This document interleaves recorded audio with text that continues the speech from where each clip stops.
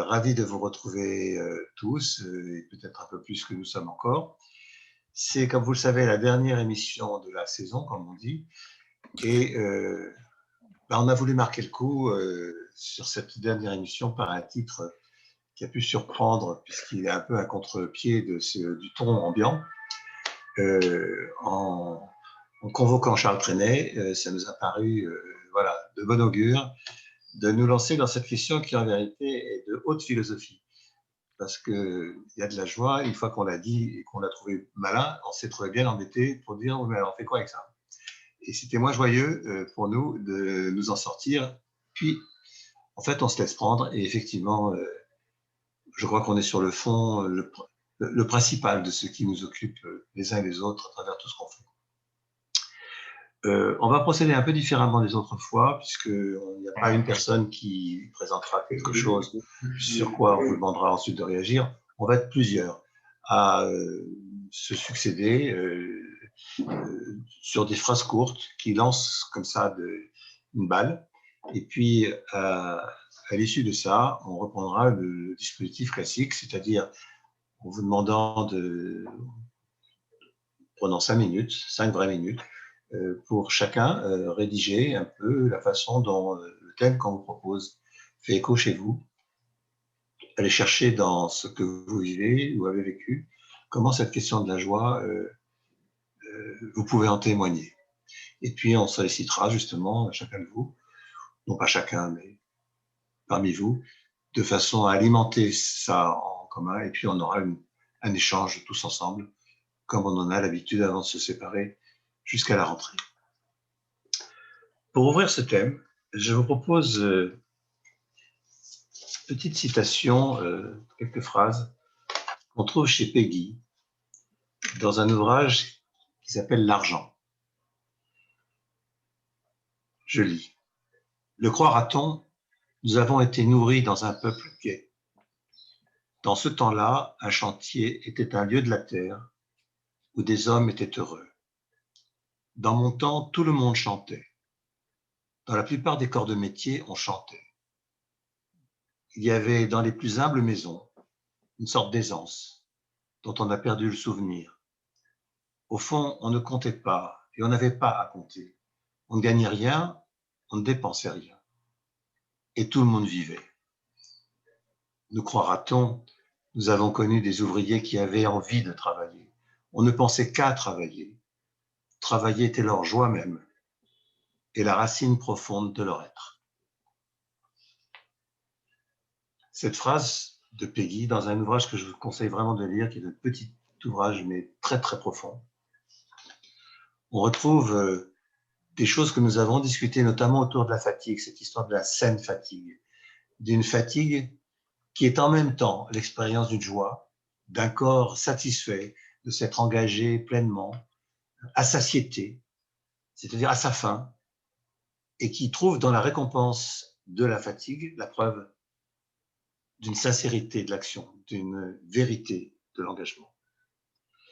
Et si j'ai sollicité cette phrase, c'est qu'il me semble que ça nous remet en face de ce que nous défendons, nous autres, dans les disciplines du travail que nous développons, à travers la notion même d'activité, qu'il n'y a pas d'activité sans joie, c'est-à-dire sans occasion, quand on travaille, dans cette activité, d'y réaliser quelque chose, de s'y réaliser, de s'émanciper, c'est-à-dire de s'alléger de ce qui pèse quand on ne travaille pas, quand il n'y a pas d'activité, quand il n'y a pas de convocation suffisante du monde pour s'y exprimer.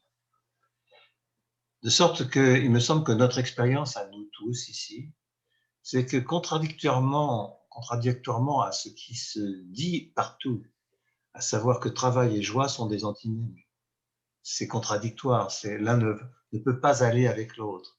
Il y a une tension principielle qui est souvent dénoncée. Dans nos disciplines, on soutient le contraire. Il n'y a pas d'activité.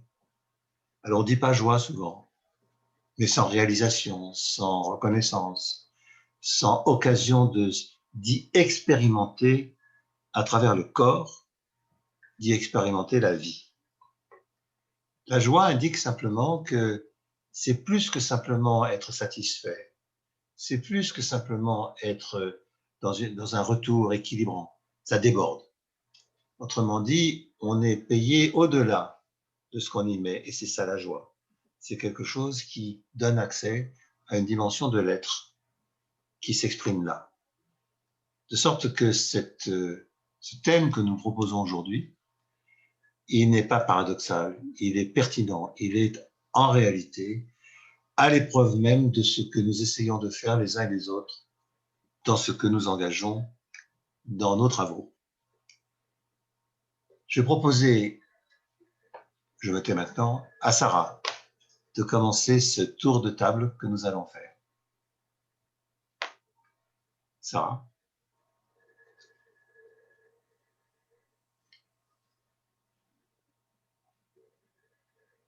Ce qu'on vous propose, en fait, c'est de faire ça de manière un petit peu chorale, si ça vous embête pas, avec ceux qui ont il y a de la joie dans leur sac. Ils se reconnaîtront. Magali, ça va pour toi? Oui? Ok. Donc, je commence. Il y a de la joie à avoir organisé une très belle exposition avec peinture, gravure, marionnettes, sculptures des patients de l'hôpital de jour en plein Covid, avec vernissage et chansons. Le tout grâce à l'appui d'une cadre qui avait interdit les cacahuètes, mais permis les sourires et la fierté, les traces sur le livre d'or rempli pendant les 15 jours de l'exposition. La seule autorisée au public dans tout Paris, avons-nous rigolé avec les patients. Magali.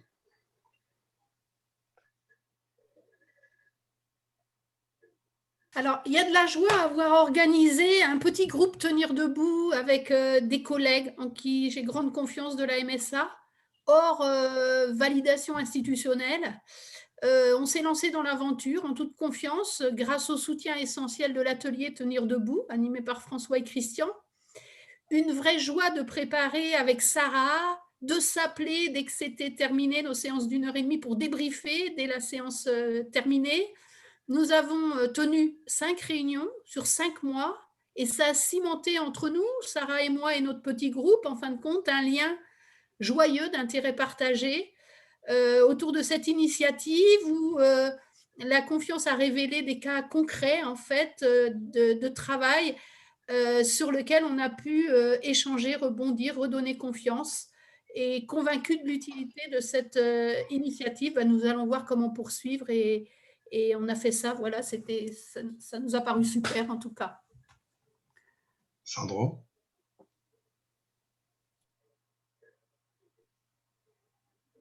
Il y a de la joie quand je vois mon petit gars, Renzo, qui vient de fêter 3 ans, se remplir de bonheur et répandre son sourire lorsque nous nous retrouvons enfin à faire la fête avec nos amis de l'impasse Carnot, une petite rue rassemblant une petite communauté de voisinage très vivante. C'est de la joie car dans mon activité de parent, j'ai porté pendant des mois la préoccupation des effets du confinement sur le développement relationnel, affectif de ce petit bonhomme, à qui le fait de voir des adultes masqués ne pose absolument aucun problème. Olivier. Alors, moi, avec le déconfinement, pardon, je retrouve, ou peut-être même je redécouvre, en fait, la joie de la présence. C'est-à-dire d'être avec soi-même, d'être avec ceux avec qui on fait quelque chose, d'être présent à faire ce que l'on est en train de faire, et d'une certaine manière de redécouvrir là la joie de la dimension humaine de l'expérience de travail. Et ça se double d'une autre joie, c'est que ça nous a permis par cette expérience du confinement et des médias pour essayer de rompre l'isolement et la distance, de bien redémontrer que ce n'est pas la technique qui remplace la présence et l'importance du travail humain collectif et non pas seul dans son coin. Ça m'a rendu très joyeux. Sarah, on revient vers toi. Il y a de la joie dans la relation chaleureuse de mes enfants avec leurs profs du conservatoire qui ont donné leurs cours par téléphone, Zoom et WhatsApp, ont été arrêtés, malades du Covid, ont pris des nouvelles de toute la famille, inventé des padlettes à énigmes, mobilisé leurs propres enfants quand ils ne savaient pas faire marcher les outils, ont félicité, encouragé le moindre progrès, compris les découragements et rendu la musique non seulement vivante, mais indispensable. Magali? Alors, il y a de la joie à avoir tenu bon dans la production d'une offre d'accompagnement à la prise en compte du travail réel dans les abattoirs, qui pour nous est un gros point noir en termes de santé, de maladies professionnelles. Donc, un plan de relance qui est essentiellement battu sur un volet économique, dont la santé des salariés est vraiment la 5e roue du carrosse. Donc, j'ai rassemblé mes collègues en qui, là aussi, j'ai confiance au niveau du ministère, avec une collègue de l'ANAC que je connais bien, avec Fabrice Bourgeois, qui nous accompagne depuis très longtemps, et on a ensemble construit pendant des mois en fait une offre d'accompagnement pour essayer d'infiltrer en fait les services économiques qui gèrent ces plans de relance et de ne pas lâcher en fin de compte sur les conditions de travail. Et on a réussi à construire une offre d'accompagnement qui a été diffusée par le ministère autour de tous les drafts et qui permet maintenant à nos collègues d'identifier ces projets de transformation et de financement et de se positionner pour défendre en fait ce qu'on porte tous, c'est-à-dire l'amélioration des conditions de travail dès la conception des lieux de travail.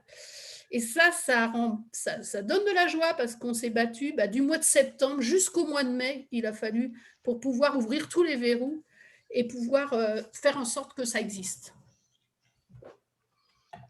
Sandro?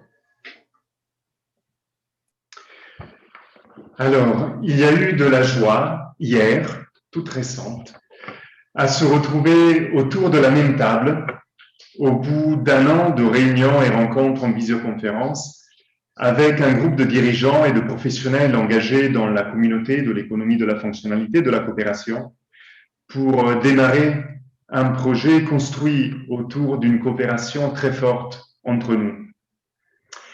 De la joie à constater l'entente construite entre nous pendant des heures et des heures de travail très fastidieux derrière nos ordinateurs. Et de la joie aussi lorsque ce matin, un dirigeant m'appelle en toute confiance pour me rendre attentif à une grosse boulette que j'ai faite par un excès d'enthousiasme et pour qu'on puisse la rattraper ensemble. Et si vous voulez en savoir plus, je vous raconterai tout à l'heure. Olivier, tu... Donc moi j'ai eu une joie particulière récente aussi il y a à peine un mois de voir qu'après avoir engagé suivi faire un cycle de cours avec des étudiants que je n'avais jamais vus et que je ne voyais absolument pas parce qu'ils éteignaient leurs vidéos, et ça a duré une quarantaine de cours, c'est assez conséquent, et qui était très déstabilisante pour moi.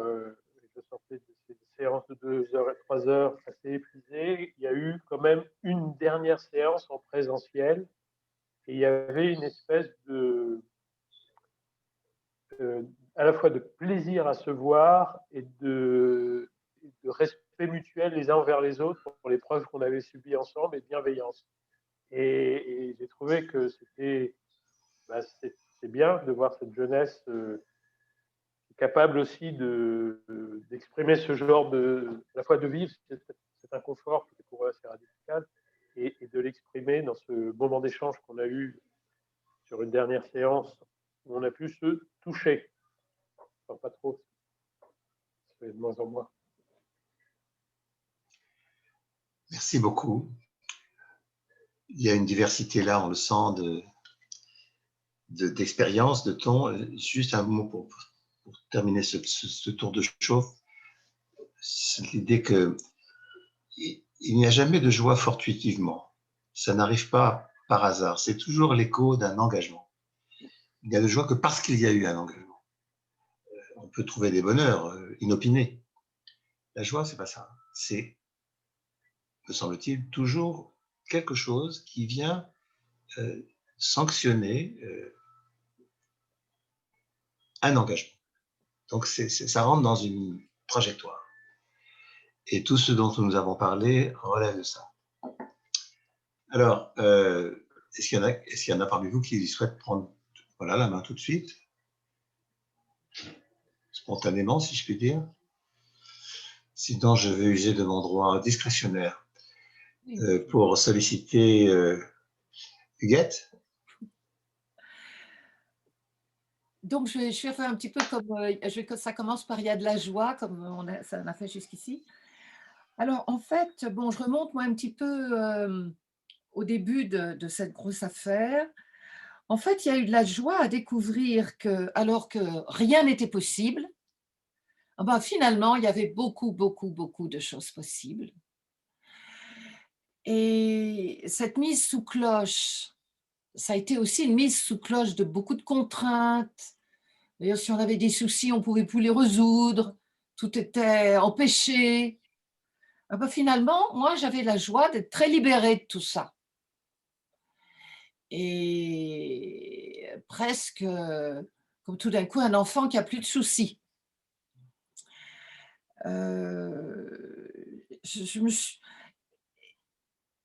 Et puis après, il y a eu aussi la joie de retrouver des choses qui étaient particulières.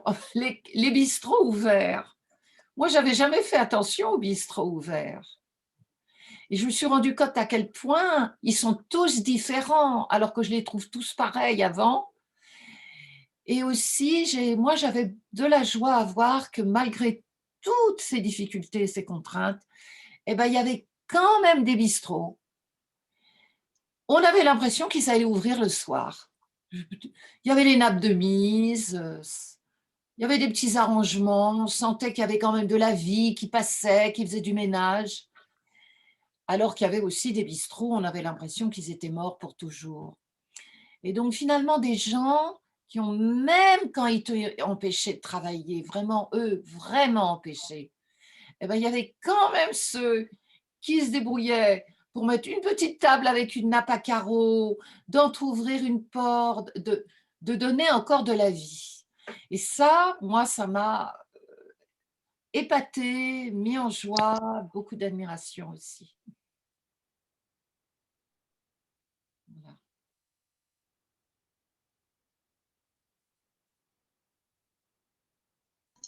Merci de ça, Huguette. Jean-Pierre, est-ce que tu veux dire quelque chose, s'il te plaît? Je veux bien dire quelque chose.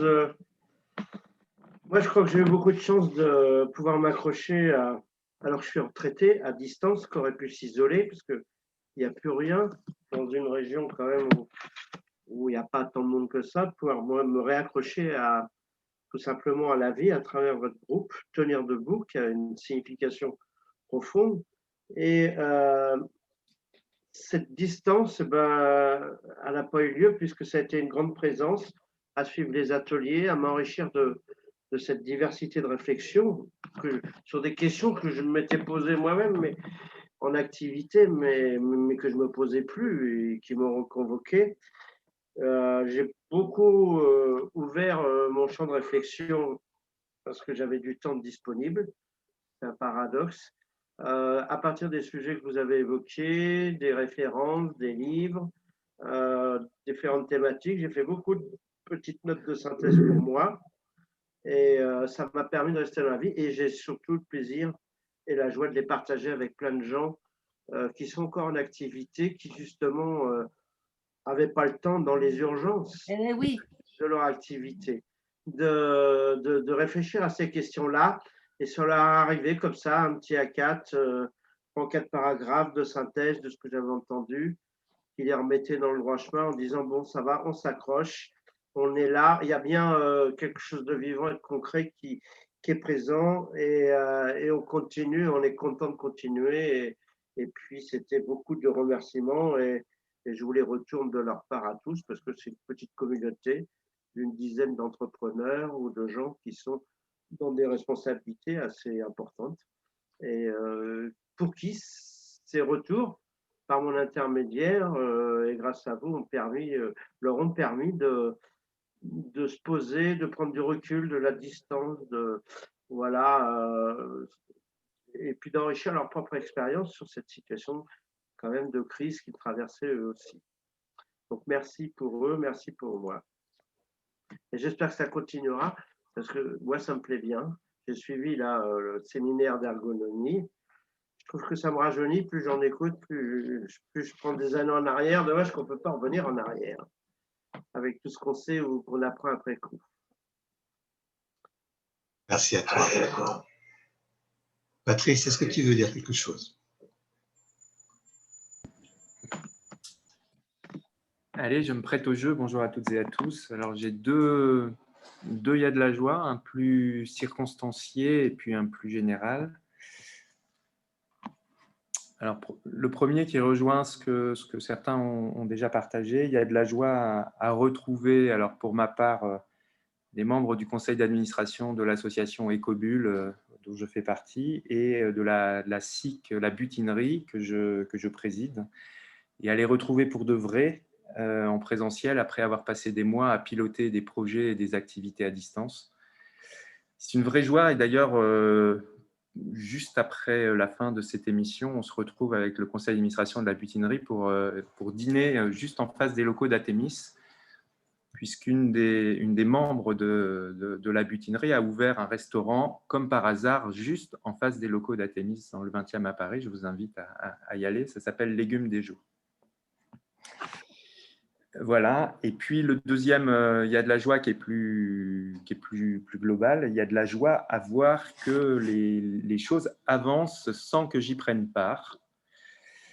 Et donc, d'autres prennent en charge des projets, des ambitions communes. Et en fait, ça me permet de me reposer sur eux. Et ça me permet aussi peut-être de contribuer d'une autre façon et à un autre niveau. En tout cas, c'est toujours pour moi une grande joie de voir que ça avance sans que j'y sois impliqué. Et c'est l'occasion notamment de remercier mes collègues d'Atémis et puis toutes celles et ceux qui participent de la mise en place et de l'animation de ces séances Tenir debout que j'ai écoutées plutôt à distance et en podcast pour l'instant. Voilà, mais pour moi, ça fait sens que ça existe, même si je n'y ai pas souvent participé. Et donc, merci à toutes celles et ceux qui continuent à tenir debout.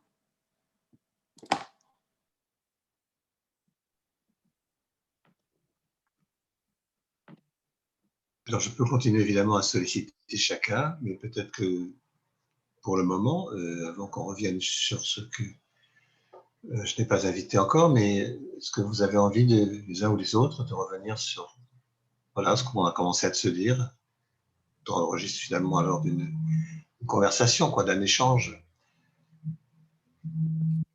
Alors, François, j'ai eu l'impression que, vous disiez que la joie pouvait être la résultante d'un engagement. Il s'avère que justement, dans ces mois où soi-disant on ne pouvait rien faire, j'ai été en contact avec beaucoup de choses. Et dans certains mondes, la joie est nécessaire pour faire. C'est-à-dire que c'est plutôt une énergie qui va... S'il n'y a pas de la joie qui sous-tend l'action, il y a une très grosse difficulté à faire l'action, ou c'est plus difficile. Vous voyez, Oui, non, mais je crois que je comprends bien, évidemment. Alors, soit on peut passer pas mal de temps sur les mots, parce que ça peut dépendre. Ce que j'entends là, Juliette, moi je l'appelle l'enthousiasme.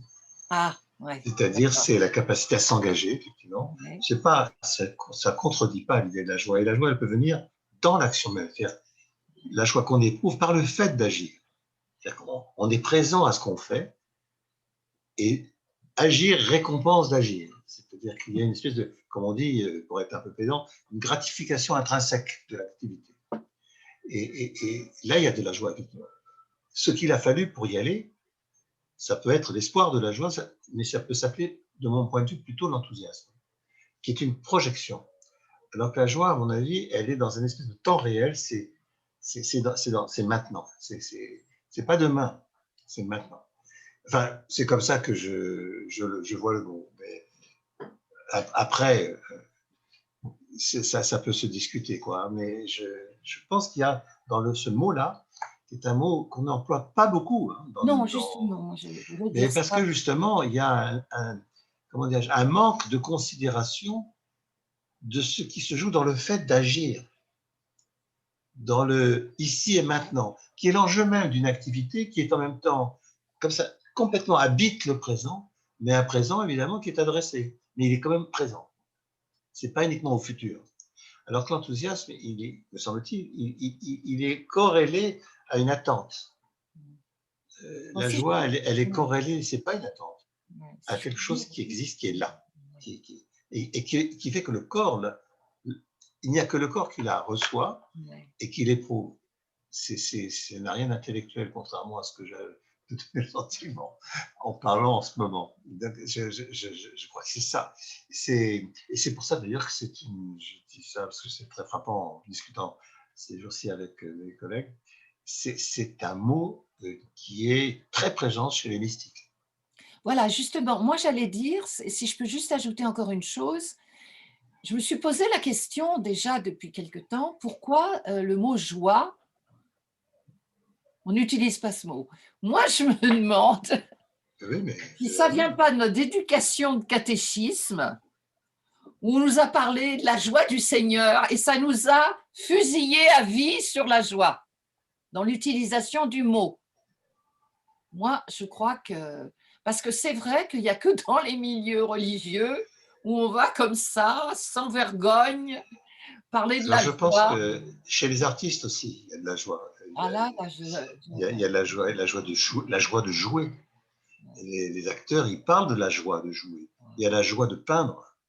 Il y a la joie de jouer de la musique. Et il y a les artistes, les créateurs, en fait, les gens qui sont dans des moments de créativité, et ça peut être aussi bien après tout un intellectuel qui écrit ou qui fait il y a un sentiment de plénitude. Et ce que je trouve intéressant, c'est que c'est une plénitude et en même temps, c'est un débordement. C'est plus que plein. Si c'était juste plein, on serait satisfait, quoi.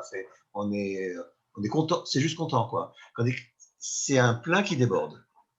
Et donc, il y a une espèce de don, une grâce, quoi. Enfin, ça aussi, c'est un peu mystique, mais c'est pas que mystique, après tout, la grâce. Il y a quelque chose de spirituel, hein, pour le dire plus simplement. Oui, oui, il y a quelque chose. Et c'est pour ça qu'il y a du corps. C'est pour ça qu'il y a du corps. Je pense. Enfin, il me semble. Hein, je ne sais pas ce que vous en pensez les uns et les autres. Face à ça, on accueille Anne-Lise qui est arrivée. Peut-être veux-tu dire quelque chose? il n'y a pas de son. On ne t'entend pas là. Ah ouais. Voilà. Non, j'arrive en retard là, mais sur la joie, je pense que pour moi, c'est la joie des créateurs. C'est pas la joie mystique. La joie mystique, c'est une extase. La joie des créateurs, c'est beaucoup plus jubilatoire, dans l'effervescence, dans un plaisir. En tout cas, c'est comme ça que moi, je vois les choses. Et c'est vrai que il n'y a plus beaucoup de joie au travail. En tout cas, il n'y a plus beaucoup de moments où on note la joie au travail. Il y en a, hein, il y en a. Il y a des moments jubilatoires au travail, heureusement, mais c'est moins dit, voilà, c'est moins dit qu'auparavant, peut-être. Dans tous les cas, pour moi, effectivement, la joie, c'est vraiment lié à la dimension créative de l'activité que l'on mène, au dépassement de quelque chose qu'on a réussi à faire malgré les contraintes, malgré les empêchements, voilà, une sorte de victoire qui fait plaisir et qui crée de la joie. Sarah, tu as demandé la parole, excuse-moi, je n'avais pas vu, je n'ai pas regardé le fil. Pas de problème du tout. Juste pendant que j'entendais il y a de la joie des uns et des autres, je me suis amusée à noter des mots qui revenaient dans ce qu'on disait. Je me suis dit que ça pouvait aider aussi à donner de l'épaisseur à ce mot qu'on met au travail là. Et j'avais noté que les mots qui reviennent, enfin qui sont revenus, la confiance, le défi, la surprise, l'étonnement et l'admiration, la reconnaissance. Voilà, donc je me dis que peut-être il faut un peu tous ces ingrédients-là pour faire de la joie. À discuter. Peut-être juste, je vais passer la parole à Marie qui va demander juste une remarque par rapport à ce que Anne-Lise a dit. Est-ce que tout le monde est d'accord avec cette idée qu'il n'y a plus beaucoup de joie au travail? Tu constates qu'il peut y en avoir, mais tu dis c'est jubilatoire, ce qui est un mot un peu différent, qui va chercher un peu par la bande. Ça assume moins, quoi. Jubilatoire, ça fait plus, côté plus rigolard. La joie, la joie, ça impressionne. D'ailleurs, ça peut être gênant pour les autres, encombrant. C'est presque obscène parfois. Oui, ça, si on ne la partage pas, on en est gêné. C'est parce que ça déborde, justement. Le jubilatoire, à mon avis, ça arrive à peu près à se dire. Mais est-ce que dans le travail, vous diriez que cette question-là, elle a reculé? Parce que quand j'ai cité Peggy, bon, c'est Peggy, il parle d'un moment qui donc date du début du XXe siècle. Il fait l'hypothèse donc de l'ouvrier ou du paysan qui est effectivement complètement pris par une activité dans laquelle il est pleinement réalisé et le reste ne compte plus, quoi. Il y a un décrochage quasiment de la condition sociale et de ce que les gens font et ce qui, à travers ce qu'ils font, les réalise pleinement. Et comme il dit, on faisait un barochet, c'était un barochet qui était un vrai barochet. Et c'était pas parce que c'était pour faire plaisir, c'était parce que sinon on n'est pas un homme. Je suis emmerdé là. Je sais que quand ça sonne là, c'est forcément pour me vendre quelque chose. Et donc ça m'emmerde. Voilà. Alors ça peut paraître dépassé, ces trucs-là. Je suis en tout cas dépassé par la technique. Mais je ne sais pas si c'est aussi dépassé que ça. Voilà. Ma question, c'est est-ce que ça vous semble de fait très daté ou pas? Peut-être, Eva-Marie, c'est une occasion de vous proposer d'intervenir. Je ne sais pas si c'est là-dessus exactement, mais allez-y. Oui, non, mais oui, et bonsoir, merci. J'avais noté plusieurs citations qui m'ont mise en joie de les trouver, puisque bon, c'était le thème du bac scientifique de terminale de 1998, l'année où j'ai passé le bac, c'était le thème, c'était le rire plus précisément, donc bon, ce qui n'est pas tout à fait pareil, la joie, le rire, mais il n'y a parfois qu'un pas. Juste, je voulais vous donner deux citations, mais je ne vais peut-être pas tout lire parce qu'à chaque fois, ça me crée beaucoup de réflexions avec bonheur, en tout cas. Donc, il y avait la citation du Barbier de Séville, 1775, dans deux Beaumarchais, qui disait « Je me presse de rire de tout, de peur d'en pleurer ». Bon, on pourrait en citer plein d'autres et ça revient comme ça ressort. Donc, il y a Bergson qui avait fait beaucoup de choses sur le rire. Il y a également Épicure, les épicuriens, différents mouvements. C'est vieux comme le monde. Déjà Dionysos, dans son tonneau aussi, rechercher la joie. Et je ne sais pas pourquoi, hier, en errant dans une bibliothèque, je me suis arrêtée sur un ouvrage qui était aussi dans ma maison familiale, mais que je n'ai jamais lu en entier, vous me pardonnerez. Par contre, il y a des extraits que je trouve assez beaux, qui sont de Jean Giono, qui s'intitule « Que ma joie demeure ». Alors, ça reprend un petit peu déjà beaucoup de choses qui ont été dites, mais dit avec d'autres mots. Je peux vous lire la page La page 426 voilà, parle de la joie de tous les jours. La page 266, celle que je voulais vous lire, parle des joies du monde. Et plus spécifiquement, donc, il dit une seule joie et le monde vaut encore la peine. Une seule joie et nous avons patience. Les joies du monde sont notre seule nourriture. La dernière petite goutte nous fait encore vivre. Tu sais que j'ai besoin de joie. Tu sais que personne ne peut vivre sans joie. La vie, c'est la joie. Ma joie est basée sur la simplicité, sur la pureté, sur l'ordinaire du monde, etc., etc. Donc cet ouvrage, je crois que c'est 1936, je ne l'ai pas lu en détail, mais je le trouvais très, très beau. Voilà, j'aurais passé la nuit à le relire. Voilà, alors juste, du coup, pour répondre à votre question, est-ce que c'est daté de s'interroger sur la joie? Écoutez, je ne sais pas si c'est daté, en tout cas, quand on voit que la France est un des premiers consommateurs d'antidépresseurs au monde, je me dis qu'en tout cas, à choisir, il vaut mieux être heureux de vivre, je dirais, que de s'excuser de vivre. Parce que ce n'est pas non plus la position qui permet aussi de faire avancer les débats.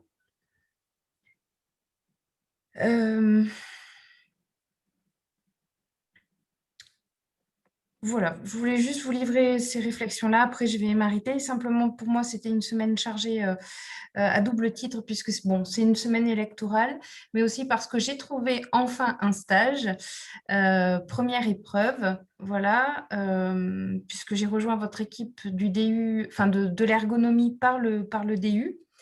Et si je suis encore là ce soir, c'est que quelque part, j'y trouvais une certaine joie, un certain bonheur, une certaine satisfaction. Enfin bref, c'est vrai que la langue française est très riche, donc elle nous permet d'avoir un vocable très large sur les émotions qu'on ressent. Mais si on rejoint des groupes et qu'on y reste, c'est quand même parce qu'on s'y sent bien. Sinon, partir sur la thématique de la souffrance, c'est aussi notre thématique. Mais qui là va mettre en place des forces qui sont peut-être plus compliquées moralement. Voilà, merci. Merci Eva. Je voudrais saisir la perche, je passe la parole à Olivier juste après, saisir la perche que Eva tend à travers cette idée de s'excuser, d'exister. C'est irrésistible pour moi. Parce que j'ai en tête la figure, les Brésiliens sont des gens qui sont dans l'exultation, et les Argentins, ils sont donnés comme des gens qui sont plutôt dans l'expression d'une tristesse. C'est l'opposition de la samba et du tango. Alors, puisqu'on a le tango à ce soir, d'habitude on a aussi la samba, mais ils ne sont pas là. Gabriela, comment cette question de la joie, pour vous, mais pour une Argentine aussi plus largement, comment ça existe, cette question-là pour vous? Comme Argentine, vous dites comme citoyen? Oui. Ben... Non, mais peut-être que ma remarque n'est pas pertinente, mais c'est vrai qu'on a une représentation de la culture argentine comme quelque chose qui est plus dans le travail de quelque chose de la tristesse. Mélancolique. La mélancolie, vous avez raison, c'est meilleur. Ça n'empêche pas probablement que de la joie y soit quand même possible. Si ça ne vous parle pas, laissez tomber. Non, mais de toute façon, c'est une possibilité d'en parler, quoi. Mais moi-même, je ne suis pas une personne mélancolique, je suis plutôt une personne gaie. Et je vois toujours les choses qui peuvent devenir positives au lieu de négatives. Et en Argentine, on est plutôt habitué à habiter l'incertitude, la crise. Donc, on est très résilient pour ce type de situation que vous êtes en train de vivre et que vous êtes en train de laisser. Nous sommes encore chez nous. Nous ne pouvons pas travailler en ergonomie, nous ne pouvons pas aller au chantier. Donc, pour moi, cette époque-là m'a permis de réfléchir, de penser, d'écrire. Et pour moi, c'était très bien avoir un groupe comme vous, parce que ça m'a vraiment soutenu. Et toi, François, tu le sais, parce que moi, je t'ai écrit plusieurs fois, parce que moi, je suis une personne qui travaille dans le chantier et je n'ai pas pu le faire. Donc, cela m'a demandé à réfléchir sur mon travail et comment développer ce travail d'une autre façon et de parler d'autres choses avec les gens parce que je ne pouvais pas y aller. Donc, ça m'a enrichi beaucoup parce qu'on a pu parler avec les gens et que je n'avais pas le temps de le faire quand j'étais au chantier. Donc, on a pu parler d'autres choses qui ne sont pas ce qui se voit, la question physique du poste. Sinon, les relations, les problèmes des femmes, les designs par rapport au que le travail est très masculin dans le chantier, dans les usines, que les femmes ne sont pas représentées, qui n'ont pas un espace pour elles, qui n'ont pas un espace, par exemple, les toilettes, les moments de rester calme, il n'existe pas. Les usines ne sont pensées que pour les hommes. Donc, tout ça m'a permis de parler de ce type de choses dans cette époque de stop. Donc, et par rapport à la joie, je pense que c'est, comme toi, tu dis, François, c'est instantané. C'est le moment dans lequel apparaît la synthèse. Donc, tu es en train de travailler sur un thème, un sujet concret, mais toutes les choses sont un peu ambiguës. Et dans un moment-là, tous ces gens, et apparaît l'idée ou apparaît la synthèse, et là, c'est le moment de choix. Et ça te permet de continuer. C'est le premier pas, parce que tu as pu produire en synthèse, et que c'est le premier pas, la première échelle pour continuer d'autres synthèses. Voilà, c'est ce que je pense de la choix. Si. Olivier, tu voulais prendre la parole? Je ne sais pas. Non, je voulais rebondir parce que je trouve que ta question, et du coup, ça vient. Je vais reculer d'un pas par rapport à ce que vient de dire Gabriela, donc je ne sais pas si c'est pertinent. Bon, je dis mon truc et puis. Je trouve que ta question de savoir s'il y a encore, si je la résume, hein, est-ce qu'il y a encore de la joie, des personnes qui trouvent de la joie dans le travail, notamment par rapport au texte que tu as introduit. D'abord, je trouve que c'est une superbe question, en fin de compte, et surtout, moi, j'ai eu la chance d'avoir un père que je voyais siffler en travaillant. Et c'est toujours surprenant parce qu'il je le remémore comme ça là dans ma tête, mais c'est vrai que je ne sais pas pourquoi il sifflait, on va dire. Mais on peut dire qu'il sifflait en travaillant, selon l'expression, et je l'ai vu. Et il me semble que moi, je ne siffle pas en travaillant, je ne le fais pas, mais que, bon, il me semble qu'il y a aujourd'hui quand même un tas de situations de travail où c'est quand même complexe d'y trouver du sens et de comprendre à quoi on participe. Et il me semble que, notamment par rapport à la question que tu introduisais, Annie, c'est-à-dire la créativité, il y a de la créativité dans toute activité de travail, mais il n'y a pas forcément l'œuvre créée. Et je pense que là, il y a une mise en tension entre le travail comme un acte créatif, comme une intelligence créatrice, mais au service d'une œuvre dont on est souvent un peu les uns et les autres, enfin beaucoup même, à pas savoir à quoi tout ça, ça sert vraiment. Et je pense que de ce point de vue-là, je dirais, je ferais l'hypothèse que sans quelque chose qui transcende un peu la dimension immédiate des choses, je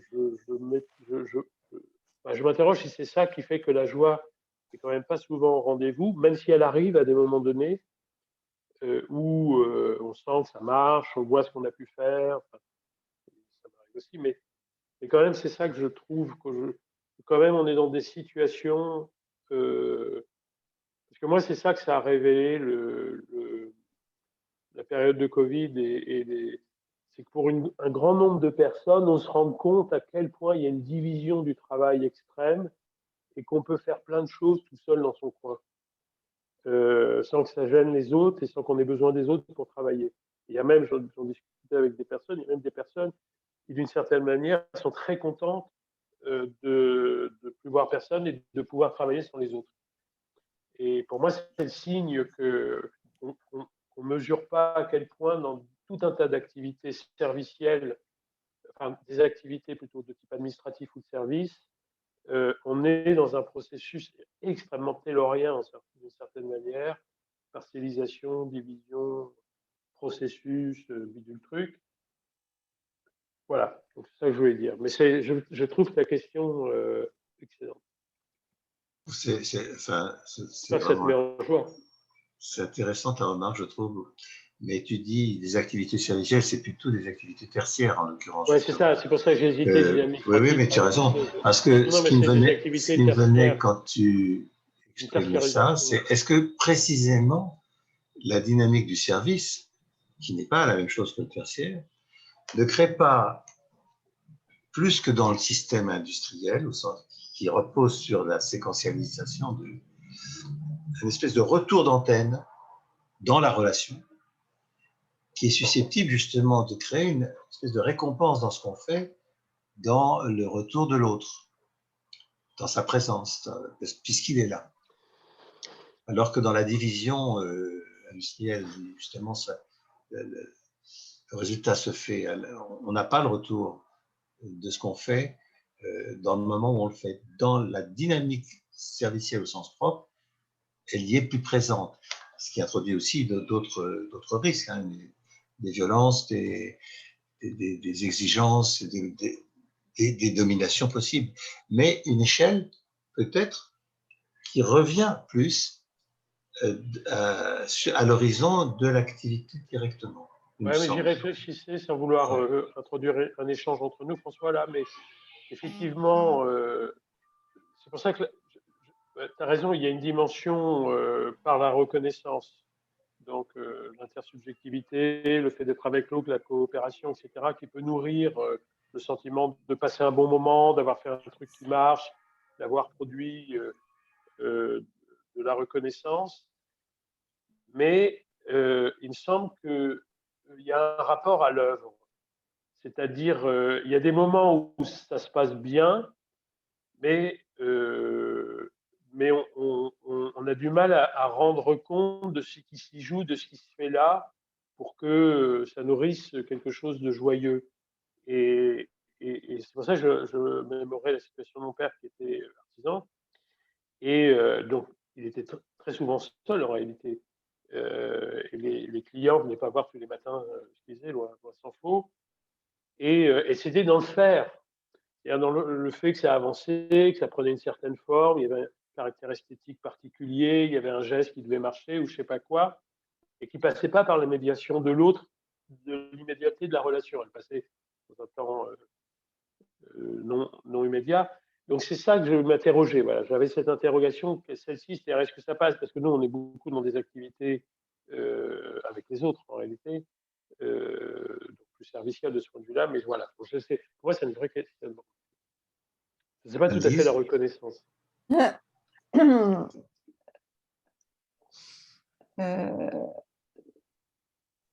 Ça s'entend là? On entend là? Oui. Oui, non, ce que je réfléchissais à partir de la remarque d'Olivier, c'est que pourquoi je dis que dans le travail, on n'a pas souvent l'occasion de dire de la joie, parce que moi, en tous les cas, je parle que, voilà, il y a certains moments où je reçois cette joie intensément. L'autre jour, j'ai dit, enfin, je sais pas, j'étais avec un collègue, on ne se casse pas pour rien à un moment donné quand on voit des étudiants qui font des parcours absolument fabuleux, etc. Il y a des moments où on se dit ensemble, bah, tiens, on ne s'est pas cassé pour rien. C'est-à-dire qu'il y a quelque chose là dont on voit un aboutissement un peu plus lointain, qu'on n'a pas senti, mais qu'on voit plus lointain se mettre en place. Et là, il y a de la joie. Mais ce n'est pas la joie que tu ressens tout de suite dans le moment, etc. C'est quelque chose qui se construit sur un temps, souterrainement. Alors, il y a la question du sens qui est derrière. Et puis après, quand on a commencé à préparer cette émission et tout,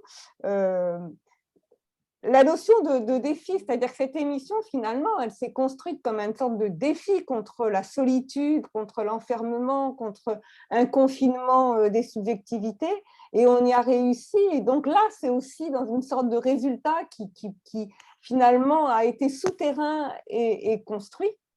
Voilà. Alors que peut-être la joie de la créativité, elle est plus immédiate, elle est plus corporelle. Enfin, moi, quand j'écoute de la musique, c'est le corps qui vibre. Et c'est pas tout à fait pareil. C'est pas tout à fait pareil quand, voilà, mais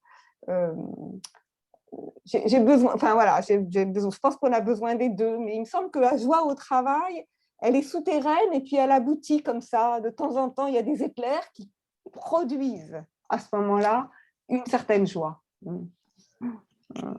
Alors, vous êtes trois dans les vignettes là, que nous n'avons pas entendues. Donc, il y a Antoine, il y a José et il y a Laurent.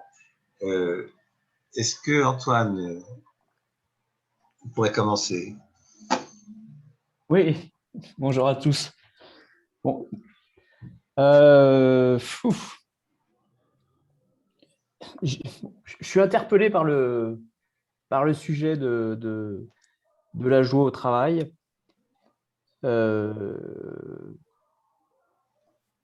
Parce que elle me semble manifestement pas naturelle dans mon expérience à moi. Ça ne veut pas dire que je travaille dans la tristesse, mais c'est pas quelque chose de courant. J'aime beaucoup l'idée de la joie souterraine.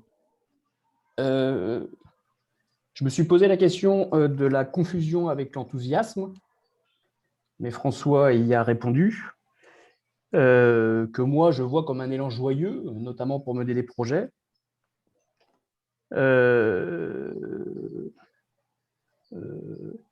Et j'y vois dans ce sujet une dimension personnelle, une dimension professionnelle. J'aime beaucoup, je trouve très intéressant de savoir si la joie est innée ou si elle se construit à titre personnel, avec l'image d'Olivier qui disait « mon père sifflait en travaillant ». Moi, c'était plutôt les 7 nains dans Blanche-Neige qui sifflaient et j'avais plutôt l'image d'un père qui travaillait très, très dur. Et c'était très sérieux, très grave, il ne fallait pas rigoler pour arriver à mener à bien ses missions. Donc, j'y vois une dimension personnelle dans ce sujet. Et puis, évidemment, évidemment, une dimension professionnelle, puisque la joie est une énergie spontanée, mais j'y mettrais une sœur comme l'enthousiasme pour mener justement à bien les missions. Et puis, je terminerai pour ne pas monopoliser la parole sur le Covid et sur le contexte que l'on a vécu. Moi, c'est plutôt un sentiment de joie triste. Alors, je sais pas, puisque tout ce qui avant le Covid était ordinaire, pour moi, est devenu extraordinaire. Donc, il y a eu l'exemple des terrasses qui se sont réveillées un beau jour de mai et pour lequel j'ai ouvert des grands yeux comme un enfant dans mon petit bourg de 7000 habitants. Il y a une espèce de redécouverte comme ça, un peu navré de voir tout ça, puis en même temps très joyeux que ça revienne. Ces terrasses, avant, il faut le savoir, je ne sais pas chez vous, mais chez nous en Bretagne, les gens ils picolaient sur des poubelles avec des gobelets pour biaiser les mesures Covid. Donc, on était rendu dans ce système un peu un peu anarchique. Et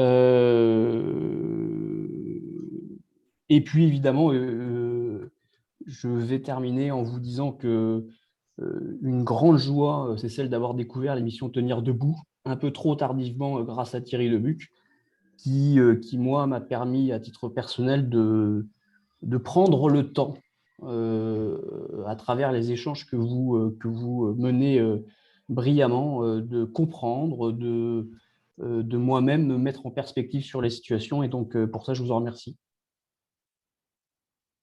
Merci beaucoup. Laurent, peut-être que je devine derrière cet acronyme-là.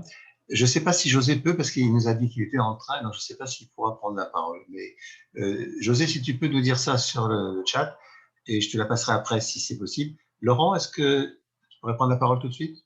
Alors, c'est bien moi. Je ne sais pas si vous m'entendez. On t'entend. Oui, oui, Ouais, oui. super. Bah, j'arrive un peu comme un cheveu sur la soupe là, dans la visio. Du coup, je suis un peu… je ne sais pas trop quoi dire, mais je prendrai la parole après, peut-être, si je m'accroche aux branches. Alors, José, est-ce que tu peux tenter quelque chose ou bien c'est pas du tout la bonne idée? J'ai l'impression Ah, qu'il est il y a plus Thibaut là, aussi que je José. n'ai pas vu. Il est plus là, José. Et il est parti. Ah, peut-être une exception. Ouais. Thibaut, est-ce que tu veux nous dire quelque chose? Bon, moi aussi, je suis un peu. J'ai pris en cours de route l'émission, donc, mais c'est un sujet qui, avant même, m'intéressait parce que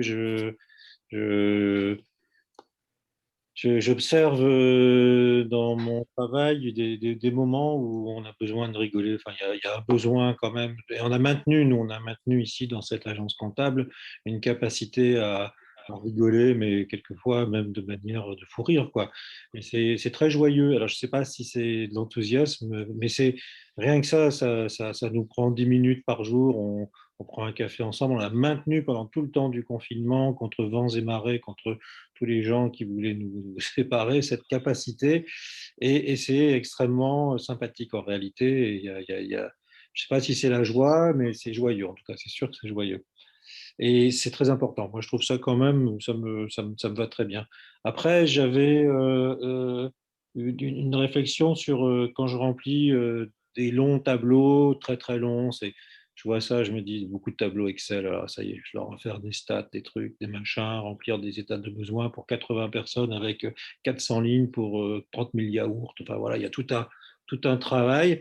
Et puis, au début, c'est long, c'est long, c'est long. Et puis, il y a un moment où j'éprouve une forme de satisfaction du travail accompli. Puis tout à la fin, j'ai même une tristesse ça fait plusieurs fois que je ressens ça. Et je ressens ça notamment quand j'enregistre des morceaux de musique, parce que je travaille beaucoup sur ordinateur. Donc, c'est cette tertiarisation, là, j'ai entendu parler de ça, où on est un peu seul et puis on monte quelque chose. Enfin, il y a un besoin, c'est pas de la créativité, il y a un besoin d'attention pour rendre les choses à peu près audibles, lisibles en musique, compréhensibles en chiffres.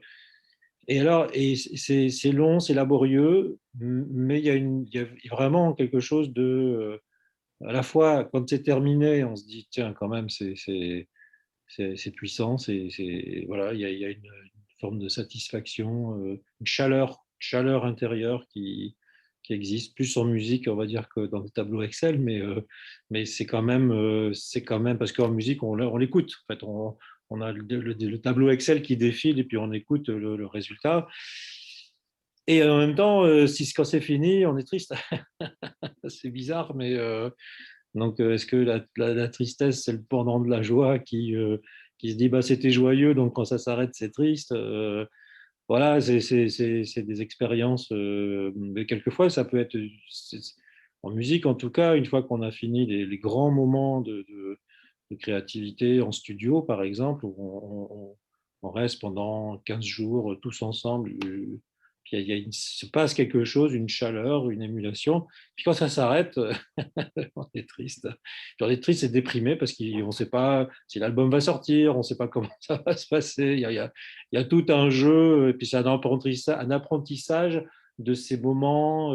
Faut savoir les gérer, faut soit retourner en famille ou repeindre, prévoir de repeindre la maison ou de refaire un truc comme si, bah, voilà, je sais pas bien l'exprimer. Tout ça, malgré tout, est quand même assez joyeux en réalité. C'est parce que la manière dont je regarde les difficultés, des fois, je me surprends à rigoler de moi-même, à me dire, ah, t'as la vache encore. Et puis en politique, je vis une situation d'une complexité humaine, puis avec le recul, j'arrive même à en rire, même de moi, à rire de moi, de me dire, ah mince, ça y est, je me suis mis dans une situation, comment je fais pour en sortir? Je ne sais pas si c'est joyeux, mais c'est pas. Peut-être que c'est moi qui suis. Il y a un effet peut-être personnel d'être personne pas engagée dans préférer être joyeux qu'être triste, je ne sais pas. En tout cas, voilà, je peux témoigner de ces effets-là et que malgré toutes les difficultés, moi, j'essaye vraiment de conserver tous ces espaces et de les vivre comme ça, quoi. Voilà. Alors, Sarah ou Sandro, je ne sais pas, a demandé la parole. Puis ensuite, Magali. En écoutant les uns et les autres, je me disais, François, tout à l'heure, tu parlais, ou on parlait, je ne sais pas qui précisément, de la question de l'engagement, que la joie venait aussi de l'engagement. Et en écoutant, je me disais, mais la joie, elle vient aussi d'une capacité à recevoir. Quand Antoine, tout à l'heure, vous disiez, il y a quelque chose de personnel là-dedans, ou dans ce que tu racontais, Olivier, sur ton papa, je me dis, ça demande aussi cette disponibilité à quelque chose autour qui peut nous remplir de joie, voilà, comme une autre condition. Et ça m'a renvoyé à une image très forte que j'ai je crois que c'est parce qu'on parlait de marche, de souvenirs de marcher en montagne et à des moments d'être face à quelque chose de tellement immense, de recevoir ça et d'avoir comme ça un sentiment de joie très profonde que ça puisse être, que ça existe, quoi, ce truc qui dépasse. Et je me dis, voilà, c'est peut-être ça aussi le lien avec les mystiques, c'est comment on se met en état de pouvoir recevoir pour pouvoir profiter de la joie. Voilà ma pensée qui me vient en vous écoutant. Merci, c'est très important ça. Oui, vas-y, Sandro. Ouais, si je peux prendre la suite parce que ça fait un peu écho. Moi, j'ai l'impression effectivement que la joie, elle est peut-être moins liée au plaisir comme transformation de la peine en satisfaction dans le travail. C'est peut-être d'autres choses, effectivement, plus dans l'ordre de la satisfaction ou d'autres choses. Et je trouve très juste ce que tu disais, François, de l'expérience de la joie comme quelque chose plus d'un débordement, en fait. On est moins, en fait, comme ça, un processus personnel, dans une capacité de maîtrise personnelle de ce qu'on fait, et qu'à la fois la source nous déborde et l'issue aussi peut nous déborder. C'est-à-dire que les raisons de la joie, parfois, effectivement, c'est pas clair, et en cela, ça participe peut-être effectivement à un affect, à quelque chose qui nous affecte, qui nous prend un moment, mais que, voilà. Et l'issue aussi peut aussi nous déborder, d'où effectivement j'entends aussi cette idée du risque d'une gêne quand on est pris par la joie. Et j'ai en tête des situations comme ça, effectivement, où je suis pris par une émotion qui me fait sourire, en fait. Et dans des situations où ça peut être gênant, parce que je suis tout seul à sourire comme ça, être, voilà, rempli de bonheur par ce qui se passe.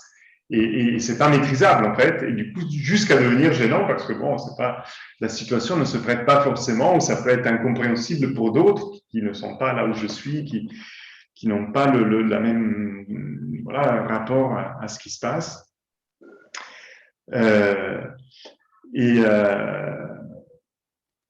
Et par rapport à ce que évoque Olivier, je trouve qu'effectivement la joie renvoie, et ça fait écho avec ce que vient de dire Sarah, effectivement, elle se joue dans le rapport au monde et presque dans une forme d'expérience esthétique, effectivement d'être ébloui par un paysage, par quelque chose, ou je pense pour un artisan qui travaille à l'extérieur, même une belle journée, et ça fait plaisir aussi. Et là, on ne maîtrise pas, on est juste envahi par comme ça, ce sentiment que c'est bien en fait, et que donc il y a une sorte de contemplation dans l'ordonnancement des choses. Et donc ça pose la question de la relation. Parce que tout à l'heure, effectivement, François, tu évoquais la question du serviciel, mais peut-être qu'il y a besoin d'étendre cette notion, c'est-à-dire que la relation, c'est pas uniquement la relation aux autres, mais c'est aussi la relation aux choses. Et ça me fait penser ça, cette expérience du père d'Olivier qui siffle, c'est qu'il peut y avoir de la joie quand on est en relation avec les choses. Et donc, mais peut-être, voilà, ça demande de redéfinir la relation, qui est justement pas uniquement une relation instrumentale, où la chose c'est le moyen de, mais où la chose nous fait vivre aussi une expérience esthétique du rapport à la matière. Je pense à une amie aussi que certains connaissent, qui est aussi une amie commune de Moïse, pour ceux qui connaissent, qui est architecte et qui travaille avec la terre, qui fait des constructions en terre. Et quand elle parle de son travail de fabrication des enduits avec de l'argile, il y a tout un plaisir, une joie de travailler avec la matière, parce que c'est une belle matière, parce que c'est une matière qui respire, parce que c'est une matière chaude, c'est une matière, voilà, qui renvoie de l'émotion et qui fait vivre des émotions. Et je pense aussi aux paysans, aussi pour faire écho à ce que disait Magali, le rapport aux animaux. Il peut y avoir aussi de la joie dans le rapport aux bêtes, dans le rapport au paysage. Et là, je pense à mon copain Antoine, le paysan que j'avais invité à nos émissions l'an dernier. Et quand je l'entends parler de son travail, il est joyeux aussi dans le rapport à ses vaches, au paysage, à la biodiversité. Et il y a un rapport vivant, en fait. Chaque geste qu'il fait, il le fait au service aussi des choses, de la nature, des plantes, des insectes, des abeilles, des rivières, des cours d'eau. Et peut-être que du coup, ça nous conduit en fait aussi à une extension du domaine de la coopération. Et je pense que pour ceux qui connaissent, on est tous très pris par la proposition qui vient de Jocelyne Porcher, qui travaille beaucoup avec Magali, qui propose de penser la coopération de l'homme avec l'animal. Et alors au début, quand on est un peu raide sur la définition de la coopération, on peut être un peu bousculé. Mais voilà, oui, pourquoi pas penser la coopération avec l'animal. Et est-ce qu'on peut aller encore plus loin et penser une coopération avec les choses? Et alors évidemment que derrière, il y a une anthropomorphisation de la nature, des choses, des objets, mais peut-être que c'est soi aussi qui nous donne de la joie, ou alors qui nous prive de la joie, quand justement les choses ne sont qu'objets instrumentaux, moyens de quelque chose, et que la joie nous vient aussi de cette manière de nous reconnaître comme être vivant, comme être humain, qui ont besoin des affects, quand on reçoit aussi cette capacité d'être affecté, d'avoir des émotions positives dans le rapport aux choses, aux animaux, aux plantes, à un beau bâtiment avec une belle architecture. Voilà. Et qu'il y a quelque chose aussi qui nous construit comme homme, comme être humain. Et voilà, et ça me fait penser aussi au séminaire récent qu'on a fait à Paris 1 sur l'écologie humaine, parce que peut-être qu'il y a là aussi quelque chose d'une écologie humaine dans cette manière de penser l'écologie comme condition en fait de ce rapport vivant à l'écologie justement, et qui du coup qui n'est pas l'homme maître de tout, mais l'homme qui a besoin aussi de recevoir de la vie aussi de son environnement. Et l'environnement, il est fait d'autres personnes, mais il est fait de plein de choses, et qu'on a besoin du coup de retrouver dans ces choses-là l'essence même de notre vie. Et c'est peut-être ça ce qui fonde aussi la capacité de ressentir de la joie dans la vie et dans l'activité. En tout cas, Sandro, je te remercie. Tu viens de donner toute la raison d'avoir choisi Peggy pour ouvrir, parce que c'est exactement ce souffle-là dont il parle. Est-ce que je crois que tout... Alors, Magali, il y avait Magali. Ah oui, Magali, pardon. Oui, mais je pense que vu le temps et puis vu ce qu'a dit Sandro, qui me parle beaucoup, je ne veux rien rajouter plus et je trouve qu'on a énormément, en fin de compte, creusé ce sujet-là, quoi. Ça me va bien. Je ne vais pas amener d'autres témoignages.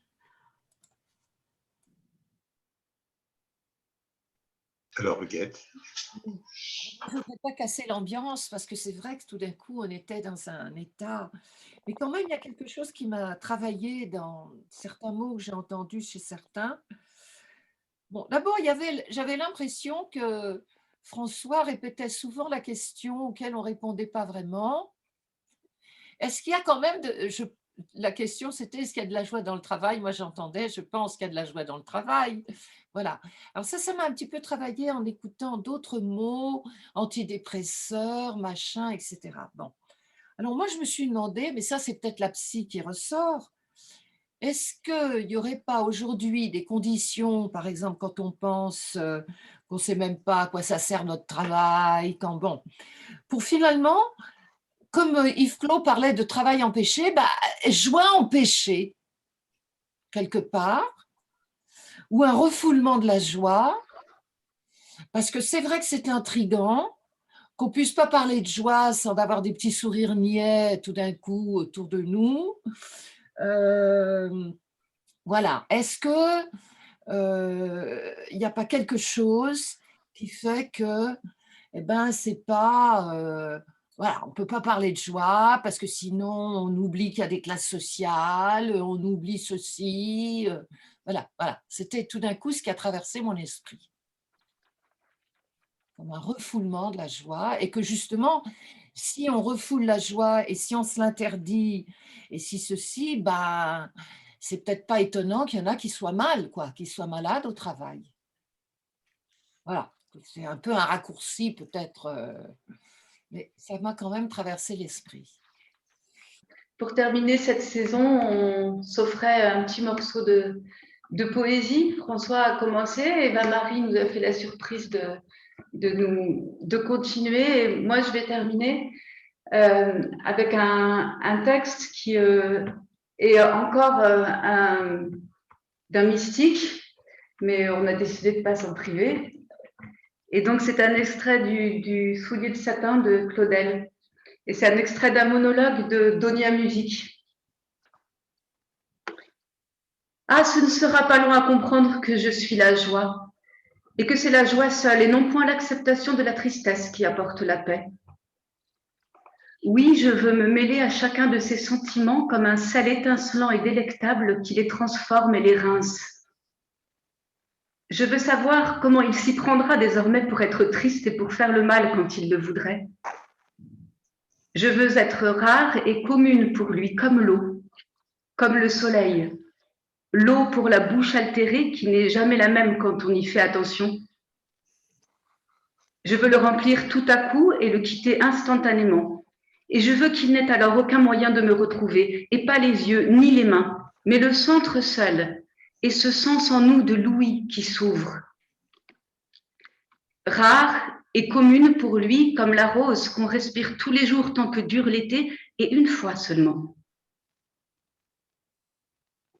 Où il est, je ne cesse d'être avec lui.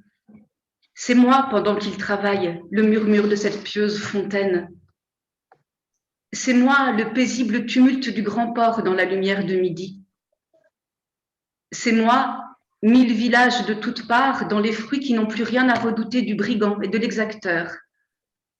C'est moi, petite, oui, cette joie stupide sur son vilain village, la justice dans son cœur, ce réjouissement sur sa face.